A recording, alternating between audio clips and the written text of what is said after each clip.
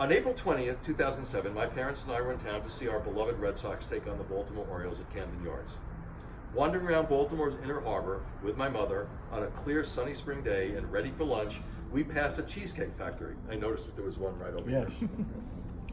I not so subtly nudged Mom, saying, "Mom, look, Jason Veritek is eating here. We have to go." We chose the outside seating option for the weather, hoping to see the Sox captain. We shook hands with Orioles infielder Brian Roberts and Red Sox pitcher Kyle Snyder, and were seated at the table next to Veritek and his friends. My 14-year-old self was trying to contain his excitement and maintain civility and dining etiquette. My intentions only waned when Mom abruptly blurted, "Oh my God, Jesse, it's David Ortiz."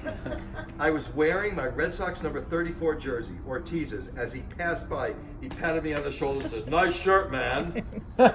This was turning into quite an afternoon. Big Papi was seated at the vacated table next to Veritek's. Imagine this uncontrollably excited 14-year-old Red Sox fan and his mother simply seeking a place to eat lunch, now sitting in a table triangle featuring two of the most popular Red Sox players in recent memory. As we ordered and chatted about our nearly fantastical scenario, fans started imposing on these star space, asking for autographs and pictures. I just sat there and watched. Mid-meal, I nearly spat out my lunch, my Cheesecake Factory favorite orange chicken, and quietly exclaimed, "Mom, Manny Ramirez is here!" He sat down with Dominican pal Ortiz, so the table trifecta had grown. Veritek and friends, Manny and David and friends, and 14-year-old Jesse and his mom. I could barely eat, trying to prolong this experience, ordering dessert, asking for more time, more water, anything. I watched every move the players made, even ignoring Mom, trying to eavesdrop on their conversations. When the waitress asked Big Papi for his order, this is no lie, he turned to me and asked, "What did you have?" I replied immediately, "Orange chicken," and he said to the waitress, "I'll have 4. David Ortiz had just asked me what I was having, and he ordered my meal.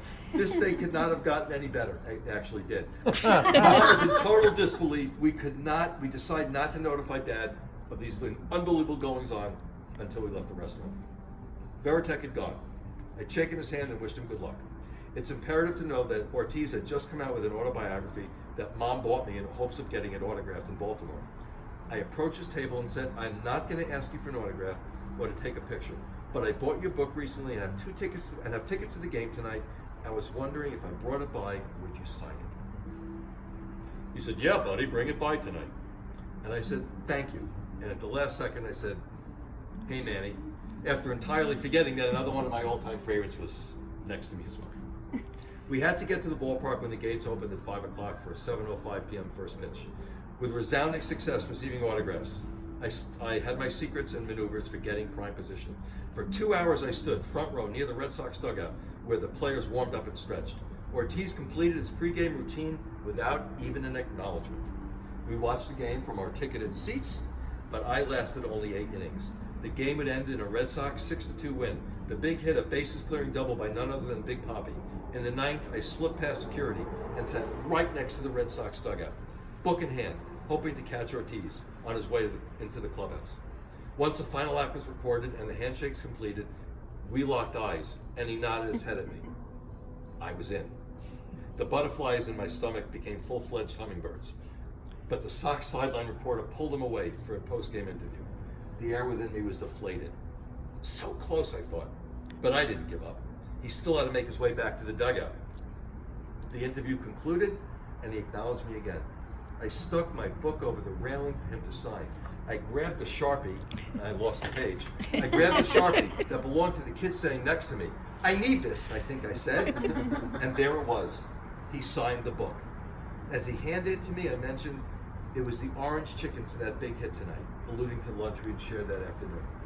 He pulled the book back, smiled, wrote something else, and handed it back to me for good. I read what he had written. On the inside cover, his autograph, and beneath, a note that read, "Nice orange chicken." I looked up to say something, but he had disappeared into the clubhouse. It was the only autograph he signed the entire night. It was the orange chicken. This is my favorite Red Sox baseball story. I've lived and breathed Red Sox baseball nonstop since I was 4. I've been to World Series games, seen walk-offs, and a no-hitter. But this one tops my list. And when I read in New York, which is where I met Perry, Jesse came, which I knew he would. I read his story, and he said, you know, I hadn't really thought about the story in a while. He remembered that it was in the book, but he just hadn't thought about it. And the next morning, he gave me a call, and he said, you know, Eric, I told my mom about this, and she asked if I could buy 7 more copies. Do you have them? And I said, sure. That's going to be me tomorrow morning.